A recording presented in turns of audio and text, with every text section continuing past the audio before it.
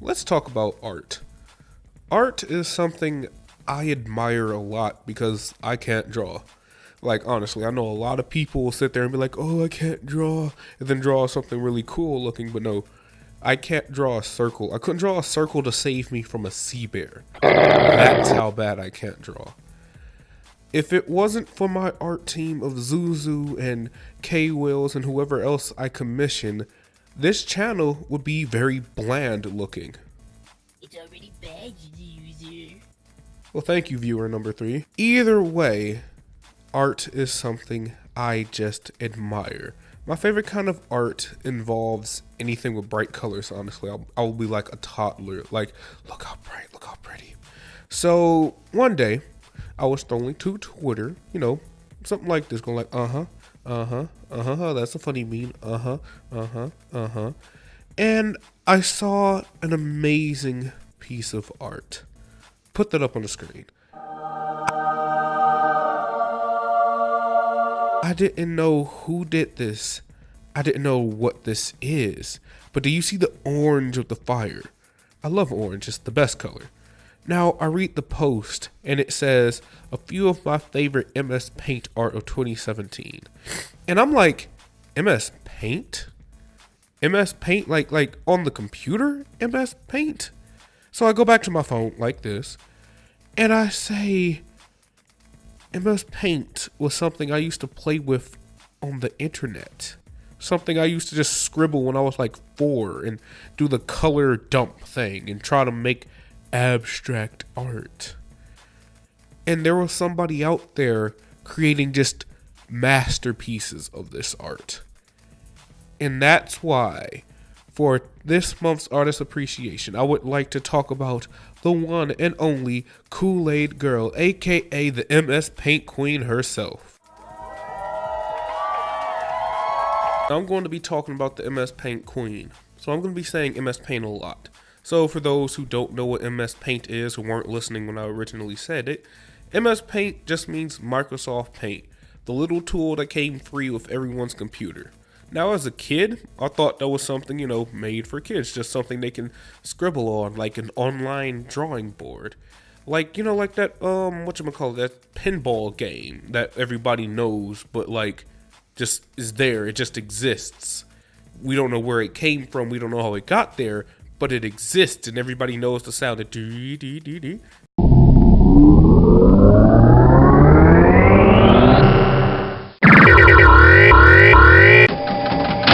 Everyone knows it. So when I found out that you could make pieces of art with this little scribble tool, I was honestly amazed. I had to know more. I was all over her Twitter page. I had to see what is the full capability a person can do with this thing I thought was just a scribbling tool. And it's honestly amazing. I didn't know how left out of the loop I was. I did not know such colors could exist. Like, look at this. Look at some of her work.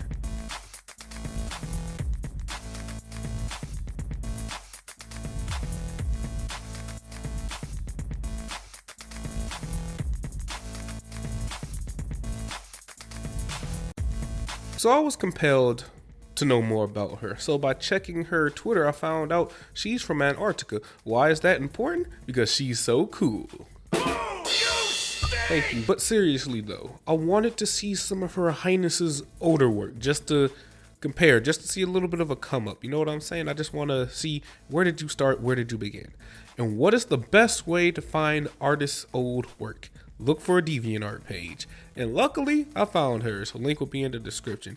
It doesn't look super updated, not like her Tumblr and her Twitter. All links for Tumblr, Twitter, all that crap in the description. But let's look at this old art. The oldest art I could find from her was a picture of Labyrinth, done in Sharpie markers, scanned and uploaded by someone named Alex from 2008.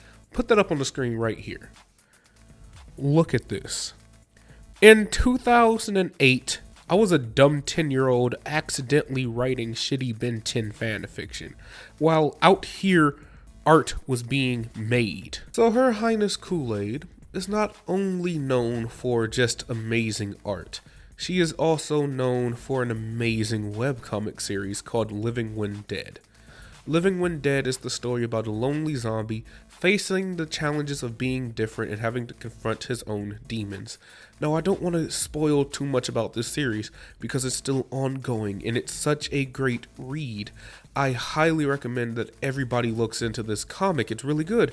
And even if you don't like stories about zombies or anything spooky like that, look into it for the art design alone. Like, just look at some of these panels. Look at how detailed the art is or how colorful it is. Like, I love how when it's dark, it's really dark, and when it's light, it's really light. Like, I know that's weird to say, and like that's the only way I can explain it. I love the colors. I love how this looks. I love this comic book series. So you can read this comic on the official comics website or an app called Tapastic.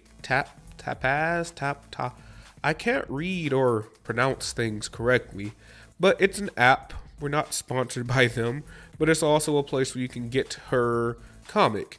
Now, all this amazing work, all this amazing comic work, I'd had to try to get an interview, and luckily, I was lucky enough to get her to respond, and she honestly responded quicker than I was ready for. Like, I was at work half ringing somebody and I get a message. I glance at my phone and it's just an instant response. It was like maybe 10 minutes from when I first asked, and I was just I love it when people respond to work. Like, if anybody's watching this and I have yet to interview you, always do it while I'm at work, because that jittery sensation I get helps me work.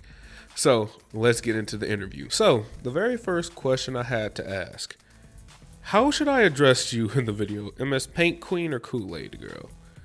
And she said, just call me Kool-Aid, nothing fancy. But I couldn't help it. You are royalty. You are the MsPaint Queen.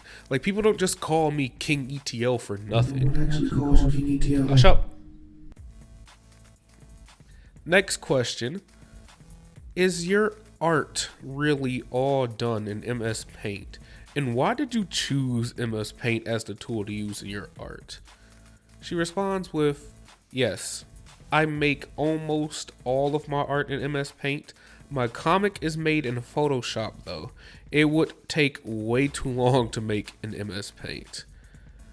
Question number 3. What was your inspiration for your comic Living When Dead? I had a lot of different inspirations for it. A lot of old black and white movies, newer style monster movies, and real life issues all helped me shape the story and the characters. Question 4. Are you self-taught, or did you attend a school or take any art classes? Mostly self-taught. I took very basic art classes to get my degree, but they didn't help shape my art in any way. And finally, the last question. Your art is so vibrant and colorful. What are your favorite colors to use? And she says, this is a very difficult question to answer.